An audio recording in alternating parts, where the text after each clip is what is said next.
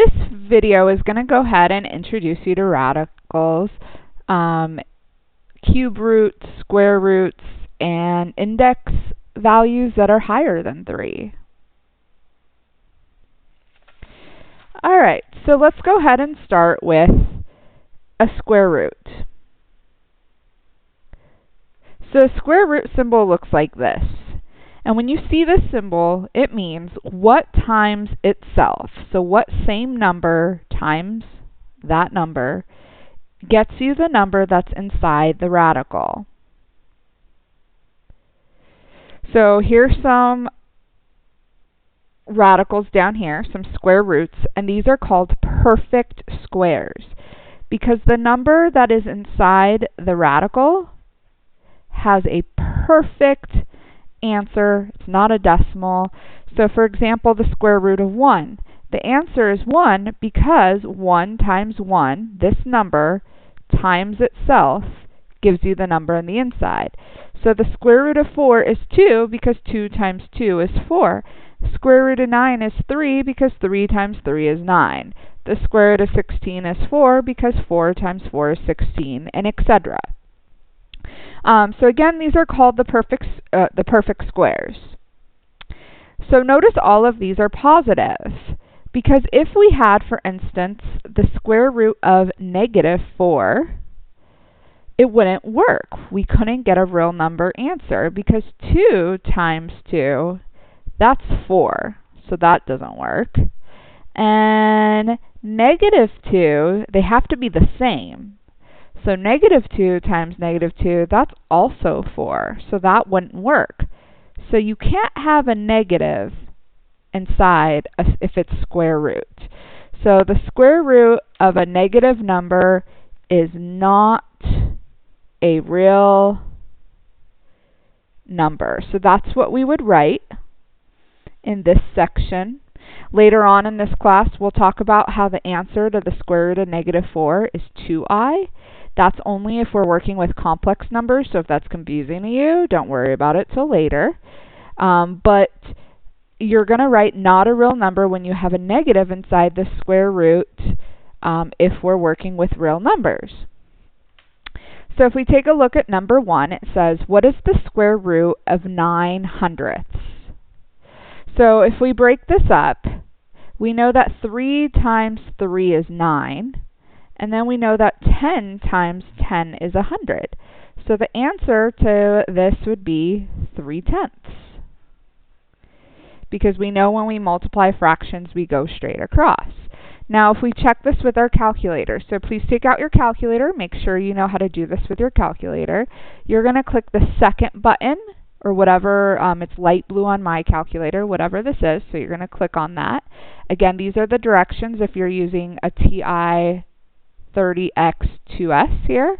And then you're going to click the button with the x squared because in the background in blue it looks like our square root, like that. And then we're going to type 9, and then you're going to click ABC because that's the fraction bar, and then 100. And that is asking the calculator to figure out what times itself is 9 over 100. You get 3/10, which is what we got here. Now let's do it again. So second, and then click the square root button. This time, instead of the ABC button, do the divide button. This time, if you use the divide button for a fraction, your answer is going to be given to you as a decimal, because 3/10 is 0.3. So if I change it, the decimal to a fraction, I click second and then the FD button over here. There it is. So 3/10 is also the right answer. So it depends if the directions specify. So since this problem did not, either one would be okay.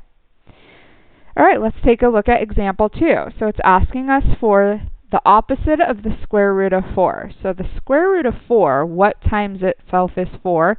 That's 2. And then you bring down the negative. So that negative is not inside the radical, it's on the outside, so it just gets brought down. So if we're entering this in the calculator, here's the negative button. So negative square root of 4. I get -2. All right, let's try number 3. This is saying what times itself is 36 hundredths, so 0.36.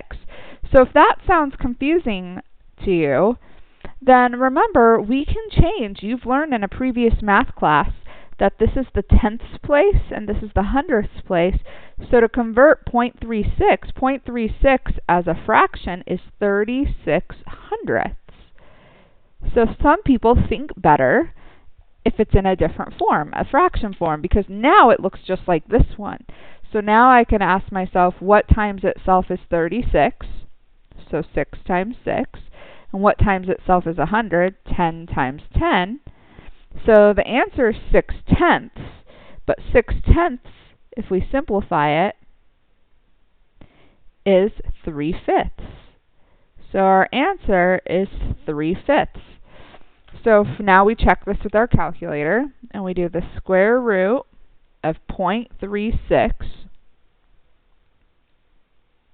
We get 0.6. So if I change that to a fraction, since I have a fraction here, it is 3/5. So our answer is correct. Now another way to do it is to just think about that 6 times 6 is 36. But if these were both 0.6 times 0.6 would be 0.36, because we know that when we multiply with decimals, we move the decimal however many times there are place values after the decimal. So since there's 2 numbers after the decimal, it would move it over twice.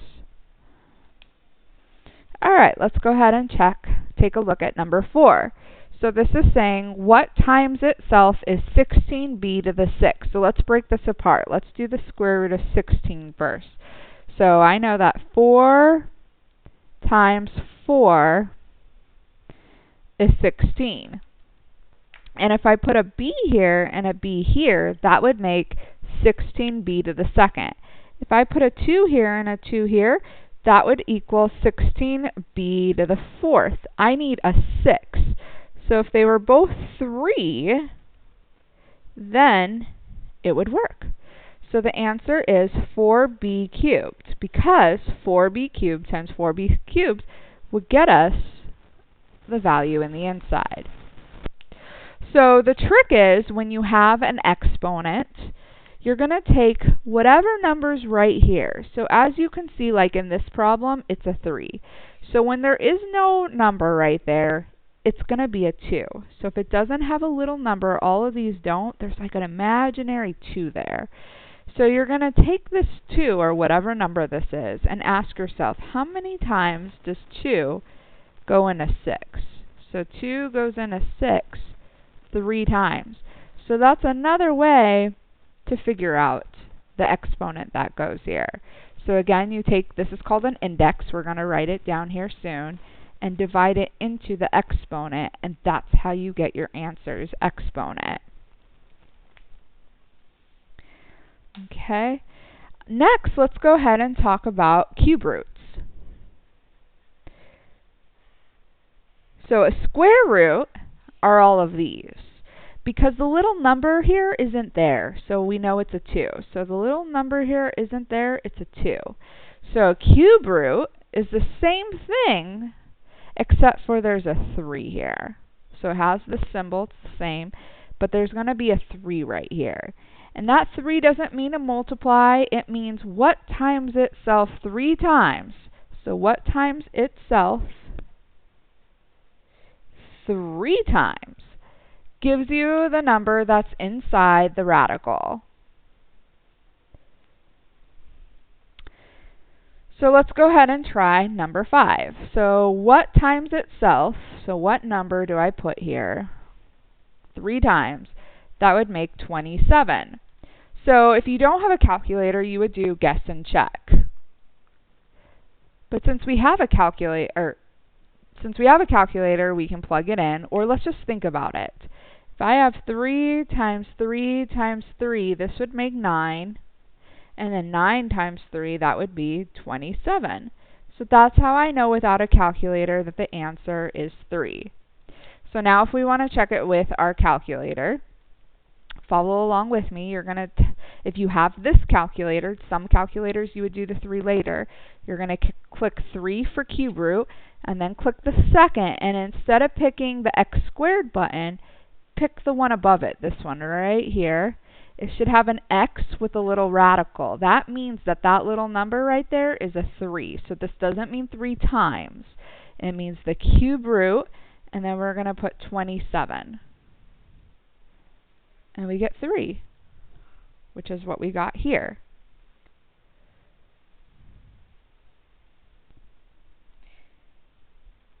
Okay, so if we take a look at our next problem, it says the cube root of negative 125. So that again is saying what times itself 3 times would make negative 125. So since the number ends in 5, I'm going to try 5. So if I put 5 times 5 times 5 there, that's going to make a positive. So since it's a negative, I'm going to try negative 5. So let's see if that works. So negative 5 times a negative times a negative is a positive. And then a positive times a negative would make the negative. So therefore the cube root, so when this is a 3 of a negative number, it is possible. So we are allowed to have negatives in the radical as long as it's a cube root. But if it's square root, like this square root, you can't. It's going to be not a real number. So then if we check this 25 times 5, make 125, negative 125, and it does. So that is how we know that the answer is negative 5. And then we can check our answer with our calculator. So we're going to type in 3, second, and then the x radical button, and then negative 125 equals. There we go. Alright, let's take a look at the next problem. It says, what is the cube root of 1/8? So again, I'm going to look at the numerator and ask myself, what times itself 3 times is 1? So I know 1 times 1 times 1 would make 1. And then 2 times 2 is 4. And 4 times 2 is 8. So that is how I know the answer is 1/2. So then let's check it with our calculator. So cube root. And then since there's a numerator and a denominator, I want to use parentheses so the calculator knows the whole thing, the 1 and the 8 in the radical. If I use the ABC button, it will do the cube root of 1/8 and give you 1/2.